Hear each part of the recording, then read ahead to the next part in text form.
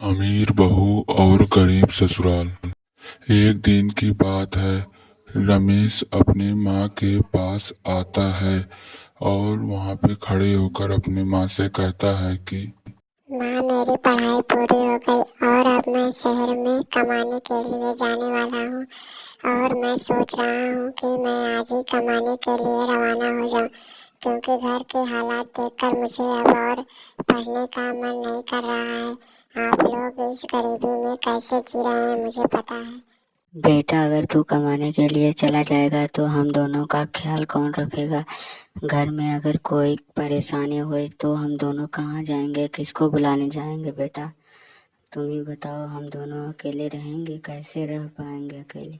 अगर तुम्हारे ढेर जाने का मन है तो तुम जा सकते हो, लेकिन तुम वहाँ पर जाने के बाद बहुत मन से काम करना, किसी से लड़ाई झगड़ा मत करना बेटा। बहुत खराब जगह होती है उस शहर। हाँ बेटा, तुम्हारी माँ सही कह रही है। तुम वहाँ पर जाओ और अच्छे से मन लगाकर कमाना।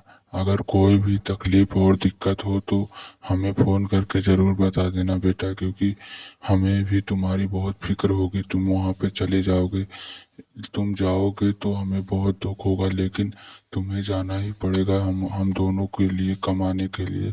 अगर तुम नहीं जाओगे तो ऐसी भूखी हालत में हम कुछ दिन बाद सड़क पर आ जाएंगे बेटा।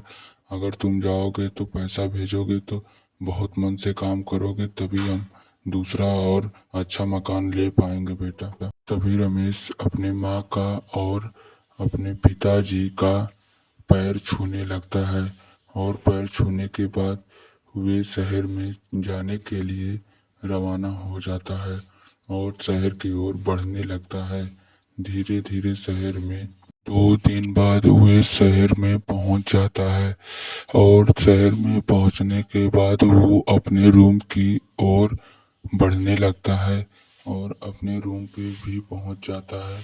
अपने रूम पे पहुंचने के बाद वो अपने घर पे फ़ोन लगाकर बात करने लगता है। अपनी माँ से फ़ोन में बात करता है और अपनी माँ से कहता है कि माँ, मैं पहुंच गया हूँ, कोई भी चिंता हो मत लेना और कोई भी परेशानी दिक्कत हो तो मुझे ज़रूर बता देना, मैं यहाँ से पैसा भेज दूँगा। तुम दोनों लोग बहुत आराम से रहना, काम करने किसी का मत जाना, मैं जितना हो सके उतना मदद करूँगा। और फिर बैठ जाता है, अपनी माँ के घर के हालातों के बारे में बहुत देरी तक सोचता है। कुछ दिन बाद सेठ रमेश के घर आता है और आकर कहता है उसकी माँ से कि मेरे खेत का कर्जा कब दे रहे हो रमेश के बाबूजी? अगर मेरा कर्जा जल्दी नहीं लौटाए तो मुझे मजबूरन तुम्हारा घर हड़पना पड़ेगा, इतना तो तुम्हें पता ही है। कर्जा ना देने पर तुम्हारा घर तुमसे छिन जाएगा। तभी रमेश के बाबूजी खड़े होते हैं और कहते हैं, नहीं सेठ जी नहीं, ऐसा आप मत करिए, मुझे कुछ दिन के लिए मोहलत दे दीजिए, मैं आपका कर्जा अवश्य लौटा दूंगा। अगर आपका कर्जा नहीं लौटाता हूँ तो आप मेरा घर ले लीजिएगा, लेकिन मुझे कुछ दिन के लिए टाइम दे दीजिए। मेरा बेटा कमाने गया है, कमा कर आएगा तो मैं आपका सारा पैसा दे दूंगा। तभी रमेश की माँ कहती है कि हाँ सेठ जी, रमेश के बाबूजी सही कह रहे हैं, मैं आपका कर्जा जरूर ही लौटा दूंगी कुछ दिनों में, आप घबराइए नहीं।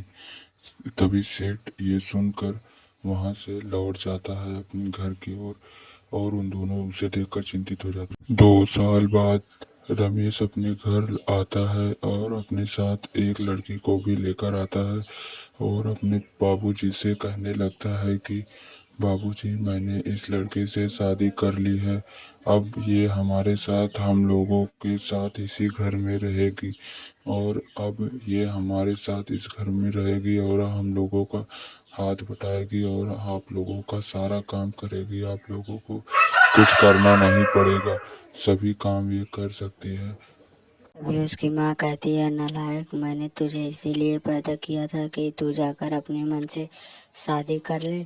तू तो वहाँ पर कमाने के लिए गया था, तो ये क्या कर लिया? क्या रे नालायक बेटे, मैंने तो सोचा भी नहीं था कि तू एक दिन इतना नीच काम कर देगा मेरे हम लोगों के साथ। तूने ये क्या कर दिया? अगर तुझे शादी ही करनी थी तो तू हम लोगों से बताता, हम दोनों तेरी शादी करा देते, लेकिन तुझे अपने से शादी करके आने की क्या जरूरत थी? तू तो कमाने गया था ना। तभी रमेश की पत्नी बाबूजी की ओर हाथ करके कहती है कि अरे ये बुढ़े, तू शांत रहे, तू ढेर मत बोल, तेरे पास हिम्मत है तो तुम दोनों इसी घर से अभी ही निकल जाओ। ये बात सुनकर उन दोनों बहुत ज्यादा दुखी हो जाते हैं और घर से तुरंत बाहर निकल। अमीर और गरीब का बंटवारा। एक दिन की बात है, सुनीता के ससुर जी का देहांत हो जाता है और उनके दोनों बेटे को बुलाया जाता है। वो दोनों अपने पिता को मरे देखकर बहुत तेजी से रोने लगते हैं। कुछ दिन बाद की बात है, रमेश अपने बड़े भाई रोहन से कहता है कि भाई, मैं बड़ा हो गया हूँ, अब मैं शहर में जाकर काम करूँगा और वहाँ से पैसे भेजूँगा, तो तुम ये घर चलाना, ठीक है? और कोई भी तकलीफ हो तो मुझे फ़ोन करके बता देना, मैं पैसा भेज दूँगा। मैं जाऊँगा तो 1 साल के बाद ही लौटूँगा, ठीक है भाई? इतना कहने के बाद रोहन घर से बाहर निकल जाता है शहर की ओर रवाना होने के लिए और वो शहर की ओर चला जाता है। तभी तभी रोहन अपनी पत्नी से कहता है कि मैं ऑफिस जा रहा हूँ, अगर कुछ मंगाना हो तो मुझे फ़ोन करके बता देना, मैं वहाँ पर काम करूँगा, फिर वहाँ शाम के 6 बजे के बाद आऊँगा। मुझे बार बार परेशान मत करना फ़ोन करके कि ये सामान लाना है, सब्जी लाना है, ठीक है? इतना सब कुछ कहने के बाद रोहन ऑफिस की ओर निकल जाता है और धीरे धीरे ऑफिस की ओर जाने लगता है। उसकी पत्नी दोनों भाइयों को इधर उधर जाते देख बहुत टेंशन में हो जाती है। तभी उसका बेटा बाहर से खेलकर घर के अंदर आता है और अपने माँ से कहने लगता है कि माँ, मेरे सारे दोस्त स्कूल पढ़ने जाते हैं और आप मेरा भी स्कूल में दाखिला करवा दीजिए। मैं भी स्कूल में पढ़ने जाना चाहता हूँ। अगर मैं पढ़ने जाऊँगा तो एक दिन मैं अपने सपने को पूरा कर पाऊँगा और मैं डॉक्टर बनना चाहता हूँ। माँ, इस घर में हम अब और नहीं रह सकते। इस घर में बरसात के समय में इतना पानी भर जाता है कि हमें छत पर जाने पड़ता है। और अगर मैं पढ़ लिख कर डॉक्टर हो गया तो हम लोगों को नए घर खरीदने में आसानी होगी।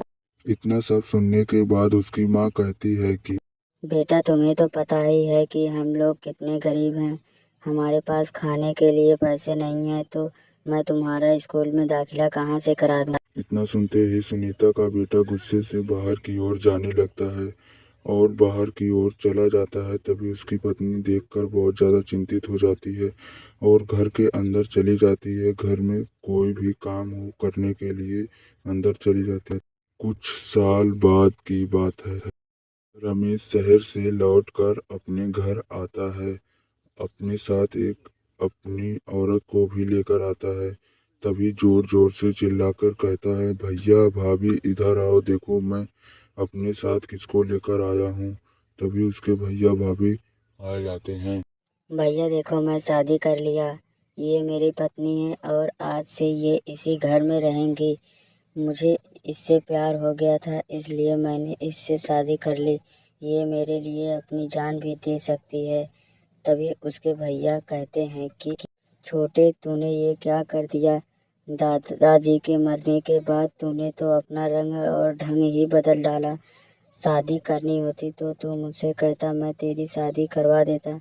तू कहाँ से इसे उठा लाया? अभी जा और इसे वहाँ पर छोड़ कर आ जहाँ पर ये थी। अगर ये घर में रहेगी तो हम दोनों इस घर में नहीं रहेंगे, या फिर ये इस घर में रहे, या फिर हम दोनों इस घर में तीनों लोग रह सकते हैं, ये नहीं रहेंगे इस घर में। तभी तभी सुरेश अपने भाई से बड़ी आवाज में कहता है कि आप दोनों इस घर से निकल जाओ, ये सिर्फ आप दोनों का घर नहीं, अब हम दोनों का भी घर हो गया है। अगर आप इस घर में रहेंगे तो हम दोनों यहाँ पर नहीं रहेंगे। अगर आप दोनों यहाँ से चले जाए तो कृपया करके बहुत मेहरबानी हो जाएगी, और अभी इसी वक्त आप दोनों इस घर से बेदखल हो जाएं तो ही अच्छा रहेगा। तभी वो दोनों नाराजगी से इस अपने प्यारे से घर से बाहर की ओर चले जाते हैं और ये दोनों देखकर बहुत ज्यादा खुश हो जाते